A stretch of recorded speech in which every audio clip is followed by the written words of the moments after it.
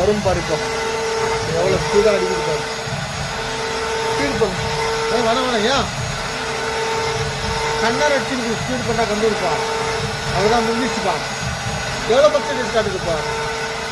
அதே ஆஃப் ஆகிடும் ஆட்டோமேட்டிக்காக. எது பார்க்கலாம். ஸ்டார்ட் பண்ண இடத்துல வந்து நிற்கும். ஆஹா.